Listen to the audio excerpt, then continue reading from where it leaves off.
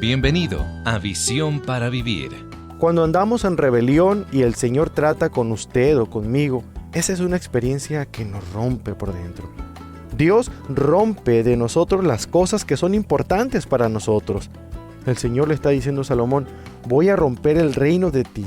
Esto que significaba tanto para ti, que era tan importante, ya no va a significar nada, porque yo te lo voy a quitar.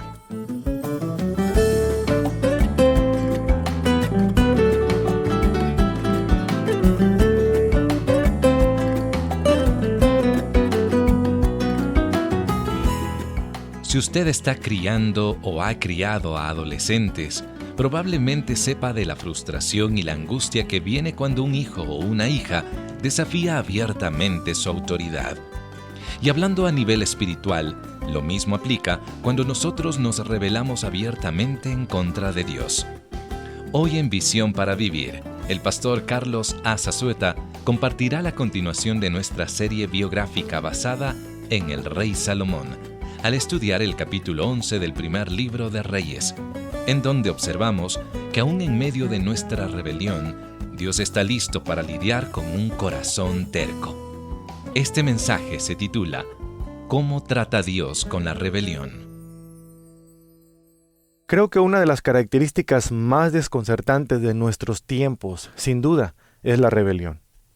Supongamos que hay vida en otros planetas y pensemos que si una persona visitara nuestro planeta para familiarizarse con él y observara los procedimientos que se siguen en una corte de divorcio, o echara una mirada al crimen desenfrenado en las calles, o al quebrantamiento que existe en los hogares, tal vez tendría la idea de que la rebeldía sí paga. Pareciera que aquellos que son rebeldes y desafían las leyes y a la verdad permanecen impunes. Los hogares son marcados por la rebelión y la intimidación. Los hijos parece que son ellos los que están en control y no los padres que son los líderes. Yo escuché un caso en particular en el cual un joven está demandando a sus padres por negligencia paternal. ¿Puede usted imaginar eso? Sí, él está solicitando la cantidad de $355,000 en daños y perjuicios, alegando que ellos, los padres, le han causado angustia emocional de forma intencional. ¿Puede usted imaginárselo? Aparentemente la corte está a favor del argumento de los padres, por supuesto, de que no fue ni intencional ni maliciosa la forma como trataron con su hijo. Puede que ellos ganen el caso, pero no están seguros. Esa es una de las características de nuestros tiempos. Hay un abierto desprecio hacia la autoridad. El autor Gordon Talbot, en su libro titulado El quebrantamiento de la autoridad, escribe lo siguiente, escuche con atención. La posibilidad de ser víctima de crimen se ha duplicado en los últimos 10 años en los Estados Unidos. La posibilidad de ser víctima de un crimen violento ha aumentado más de 5 veces en el mismo espacio de tiempo. Hoy día, 1 de cada 20 personas es víctima de algún tipo de crimen y 1 de cada 100 personas cae víctima de un crimen violento. Para empeorar las cosas, tal parece que hay un sentido de depravación en nuestra sociedad. Lo vemos cuando ocurre una gran calamidad natural. No sé si usted lo ha observado. Cuando ocurre algún tipo de desastre natural o algún tipo de desastre provocado por el hombre, aquí en nuestros países es impresionante cuántas personas llegan al lugar no para prestar ayuda compasiva, sino para robar a las víctimas de esa catástrofe. En una ocasión, 3 tornados descendieron sobre una ciudad, destruyendo unas 500 casas por completo, y dañó otras 500, dejando 3 muertos y algunos 130 heridos. El gobernador del estado llamó a la Guardia Nacional, pero no solamente para ayudar en el desastre, sino para vigilar el área y prevenir el saqueo. El gobernador visitó el área y dijo que era el peor caso de daño a la propiedad provocada en la historia de su estado. Este es un comentario triste, ¿no cree? Es un comentario triste sobre la condición que tiene nuestra sociedad. ¿Cómo es que las Fuerzas Armadas tengan que prevenir que saqueadores se roben la propiedad ajena en esas secciones que han sido devastadas en alguna ciudad? Pero el mejor comentario acerca de la rebelión en nuestros tiempos No se encuentra ni en los libros, ni en los periódicos, ni siquiera en las revistas, sino aquí, en la Biblia, en la palabra del Señor. Vayamos a la carta de Pablo a los Romanos, en el capítulo 1, y si usted lee los últimos 4 versículos, podrá obtener un cuadro realista de la situación presente. Romanos 1, comenzando en el versículo 29, dice: estando atestados de toda injusticia, fornicación, perversidad, avaricia, maldad, llenos de envidia, homicidios, contiendas, engaños y malignidades, murmuradores, detractores, aborrecedores de Dios, injuriosos, soberbios, altivos, inventores de males, desobedientes a los padres, necios, desleales, sin afecto natural, implacables, sin misericordia, quienes habiendo entendido el juicio de Dios, que los que practican tales cosas son dignos de muerte, no solo las hacen, sino también se complacen con los que las practican. Increíble, ¿no es cierto?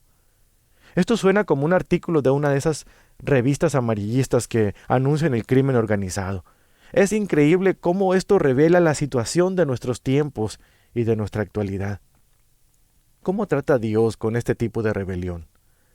¿Cuál es la actitud de Dios hacia la rebelión cuando ocurre, especialmente en la vida de sus hijos? Sería maravilloso si pudiéramos decir que la rebelión siempre ocurre en la vida de los que no son creyentes, pero eso es falso. De hecho, algunos de ustedes que escuchan mi voz en este momento luchan con el problema de la rebelión. Se han manifestado en su hogar ese tipo de rebelión. Se ha manifestado en su trabajo. Se ha manifestado en sus relaciones con otras personas. Se ha manifestado en su involucración en la iglesia. La rebelión y el resentimiento están allí. ¿Cómo trata Dios con eso? ¿Cuál es su actitud en cuanto a la rebelión, de acuerdo a las Escrituras? Como preparación para nuestro estudio de hoy sobre la vida de este gran personaje en el cual estamos estudiando, la vida del rey Salomón, detengámonos un momento en el libro de Deuteronomio, capítulo 21. Deseo mostrarles allí cuál es la actitud de Dios hacia la rebelión. Deuteronomio 21, versículo 18. Ahí encontramos cómo Dios trató con la rebelión en los días en que la ley se imponía en el pueblo, según lo ocurrido en la vida de un joven en un hogar. Al leer esto, mi apreciación es que se trata de un joven suficientemente mayor como para vivir fuera del hogar, pero tal vez no completamente listo o maduro para hacerlo. Este joven vive bajo el techo de sus padres y tiene un sentido increíble de independencia o autosuficiencia, una determinación absoluta a hacer solo lo que a él le parezca. Escucha lo que dice Deuteronomio 21:18. Si alguno tuviera un hijo contumaz y rebelde, que no obedeciera la voz de su padre ni a la voz de su madre, y habiéndole castigado no les obedeciere. Note que aquí tenemos un caso en el que los padres están tratando de controlar a su hijo. Sigo leyendo. Entonces lo tomarán su padre y su madre, y lo sacarán ante los ancianos de su ciudad y a la puerta del lugar donde viva, y dirán a los ancianos de la ciudad: Este nuestro hijo es contumaz y rebelde, no obedece nuestra voz, es glotón y borracho. Aquí están dando evidencia del estilo de vida que lleva este joven. Entonces todos los hombres de su ciudad lo apedrearán y morirá. Así quitarás el mal de en medio de ti, y todo Israel oirá y temerá. ¿Se puede usted imaginar si hiciéramos eso en nuestros días con los jóvenes que tenemos en casa que son rebeldes? Yo creo que la tasa de mortalidad crecería increíblemente, ¿no le parece? Recuerdo la primera vez que leí este pasaje. Yo era todavía un joven, un adolescente. Pensé en esto hasta bien entrada la noche y créame que me hizo recapacitar mucho en cómo yo me estaba comportando con mis padres. No estoy preparado para debatir el tema de la ley en este día. Solo deseo ver la actitud de Dios hacia el desafío y la rebelión. La actitud de Dios es severa, es fuerte. La forma en que Él trata con esto tiene un carácter conclusivo. Y esto se aplica siempre, no solamente en ocasiones, querido amigo. Dios no se hace el desentendido cuando se trata de la rebelión. Él trata con ella. Hay un viejo rey en la Biblia llamado Saúl. Usted quizá lo recuerda, el primer rey que tuvo Israel. Él fue el más voluntarioso de todos los reyes que el pueblo escogió para que los gobernara. Una vez Saúl hizo su propia voluntad, y el profeta Samuel vino con esa fuerte ansiedad de parte de Dios en su corazón, y él miró a Saúl directo a los ojos y apuntó su dedo contra él y le dijo: porque como pecado de adivinación es la rebelión, y como ídolos e idolatría la obstinación. ¡Wow! Esa es una tremenda declaración. La versión de la Biblia Dios habla hoy dice de la siguiente manera: tanto peca el que se rebela contra él como el que practica la adivinación. Semejante a quien adora a los ídolos es aquel que lo desobedece. Así que esto no debe sorprendernos al estudiar la vida de un rey rebelde. Su nombre ya lo conocemos, Salomón, y ver cómo Dios trató con él. Comenzaremos nuestro estudio el día de hoy en el capítulo 11 de Primero de Reyes. Este no es un hijo joven y rebelde como el que acabamos de analizar en Deuteronomio, que está ya viviendo bajo el techo de sus padres. No, este es un hombre entre 45 y 55 años de edad aproximadamente. Así que como puede ver, uno puede ser rebelde aún entrado en años, o puede serlo de niño o de adolescente o como adulto. Uno puede andar con el resentimiento y esa determinación ácida que hay en nosotros, ir por ahí diciendo: yo voy a hacer lo que me plazca sin que me importe nada. Y cuando esto ocurre, es hora de aprender ciertas lecciones de la vida de Salomón. Vamos a comenzar con un breve resumen de la vida de Salomón hasta este momento. Salomón ha plantado ciertas semillas, las cuales han comenzado a germinar y algunas de ellas quizá a dar fruto en su vida adulta. La primera semilla es la transigencia. ¿Recuerda que él hizo una alianza con Faraón y se casó con la hija de Faraón? Eso lo vemos en 1 Reyes capítulo 3. Como resultado, él comenzó a hacer acomodos con su andar espiritual. Las semillas de la transigencia crecieron hasta resultar en una pérdida de lo que lo hacía distinto de los demás. Eso fue lo que él cosechó. Él comprometió su fe y su postura ante el Señor y perdió su distintivo como rey judío, quien no debía mezclarse con mujeres extranjeras. Esa era una declaración directa de las Escrituras. Las semillas de la transigencia le llevaron a la pérdida de lo que lo hacía distinto. Más tarde en su vida, él plantó las semillas de la extravagancia. Estas semillas le condujeron al aburrimiento y al cinismo. Con frecuencia, esto es lo que ocurre. Él vivió de una manera extravagante, por supuesto, él no tenía parámetros para su presupuesto. Él podía comprar todo lo que deseaba y edificar todo lo que quisiera, y pagarle cualquier cosa a la persona y lo que él quisiera hacer. Él vivía con extravagancia. Y hemos estudiado el libro de Eclesiastés lo suficiente como para saber que estas semillas le llevaron a cosechar cinismo, aburrimiento y también desilusión. Todo esto él lo cosechó como resultado de las semillas de la extravagancia. Tercero, él no fue responsable y tampoco rindió cuentas a nadie. Salomón nunca estuvo dispuesto a ser responsable ante sus consejeros, ante ninguno de los profetas que le rodeaban. Nunca leemos en el texto que Salomón haya escuchado consejos. Eso sí, leemos que en teoría, en el libro de Proverbios, él da consejos, pero más tarde en su vida no leemos más en cuanto a eso. Él tenía la mente cerrada. Él no prestó atención a lo que Dios estaba diciendo a través de sus portavoces. Así que él no le rendía cuentas a nadie. Y eso le condujo a una independencia sin restricciones. Pero nadie puede vivir sin ser responsable ante los demás. Después de un tiempo se pagan las consecuencias. Y eso precisamente fue lo que pasó con Salomón en los últimos años de su vida. Otra semilla más que se debe mencionar aquí es la semilla de la idolatría, la cual siempre conduce a la lujuria y a la rebelión abierta. Así que hallamos a este hombre sufriendo las consecuencias de este tipo de carnalidad y siendo tratado por Dios en cuanto a su rebeldía. Lea conmigo el capítulo 11 de Primero de Reyes y veamos la escena que tenemos por delante. La verdad es muy vívida. Escuche. Pero el rey Salomón amó, además de la hija de Faraón, a muchas mujeres extranjeras. El versículo 1 nos da el trasfondo de ellas. Esa fue la negación directa de las Escrituras en el versículo número 2. La rebelión siempre rechaza voluntariamente a las Escrituras, no en ignorancia, sino voluntariamente. Y eso es muy triste. En el versículo 2 vemos que termina diciendo, a estas se juntó Salomón con amor, refiriéndose a las mujeres extranjeras. Él hizo alarde de eso. Él no solo se aferró a ellas, sino que lo hizo en público. Él no solo se casó con ellas, él galanteaba con ellas en frente de todo el pueblo de Israel. A ellas, como dice la Escritura, se juntó Salomón con amor. El versículo 3 dice, sus mujeres desviaron su corazón. Hoy en día no utilizamos estos términos. Hoy en día diríamos, se enfrió.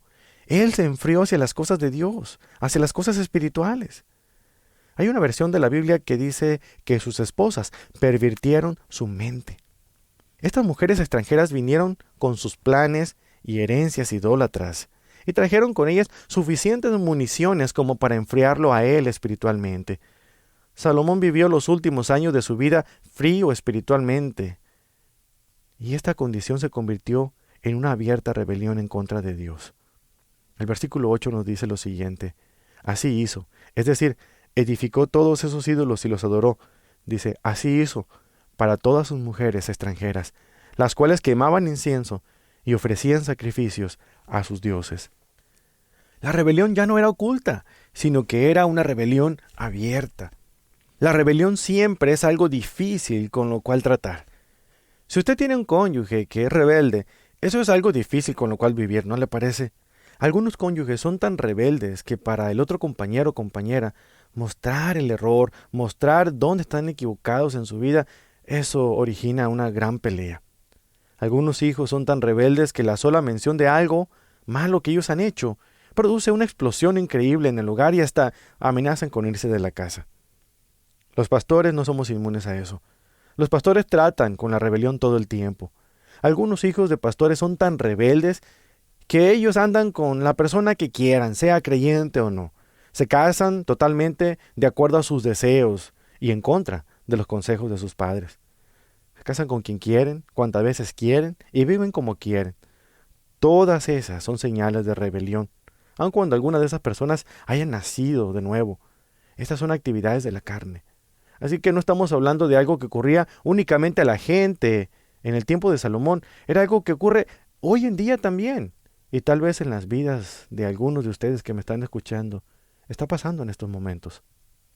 Pero, ¿cuál fue la reacción de Dios? ¿Qué es lo que Dios hizo en cuanto a esto? Bueno, descubramos de nuevo la reacción que Él tuvo. Vea el versículo 9. Veamos allí la ira divina. Los versículos de 9 al 13 nos hablan de esto. Dice, y se enojó Jehová contra Salomón. Esto trae un equilibrio refrescante. Este es un soplo de aire fresco que llega a nuestras mentes. Cuando estudiamos las Escrituras, con frecuencia escuchamos del amor y de la compasión y de la misericordia y de la gracia de Dios, y así debe ser. Pero es tan raro escuchar la mención de la ira, el enojo, el celo de Dios por su pueblo. El versículo dice claramente, y se enojó Jehová contra Salomón por cuanto su corazón se había apartado. Se enojó Dios. Recuerdo haber estudiado más en cuanto a la ira divina anteriormente, y me sorprendió muchísimo de cuán frecuentemente en la concordancia bíblica aparece la palabra ira, utilizada en cuanto a Dios. Y hay otras palabras que se le parecen, usadas también con frecuencia, como son arder, encender, ardió su ira. El furor de Jehová se encenderá, dice la Escritura. La palabra aquí tiene la idea de levantar algo, agitar o incitar el brillo de algo. Con frecuencia se relaciona con comenzar un fuego. La palabra hebrea traducida para arder o encender significa literalmente acalorarse hasta el punto de llegar al enojo. Dios se enoja cuando ve a sus hijos andar en contra de sus planes. Le provoca ira esto. Dios siempre está listo para tratar con su pueblo, contrario a lo que enseñan las enseñanzas modernas, valga la redundancia. Dios es celoso de nuestros corazones, y cuando andamos en contra de sus caminos, Él trata con nosotros. La Biblia está llena de ilustraciones de esto. ¿Paciente? Sí. ¿Amoroso? Sí. ¿Misericordioso? Siempre. ¿Pero celoso? Absolutamente. Y cuando nosotros servimos a los ídolos en nuestras propias vidas, el Señor se enoja porque nuestros corazones son desviados y Él desea que andemos rectamente. El Señor trata severamente con su pueblo. Él se enoja grandemente. Es como mi madre que solía decirme cuando yo la irritaba mucho, cuando ya se había agotado su paciencia, finalmente me decía: ya me cansé, Carlos. 3 palabras. Ya me cansé. Y cuando las escuchaba, yo corría a buscar dónde esconderme. Y a veces Dios le dice a sus hijos: ya me cansé, no más. Y entonces Él actúa.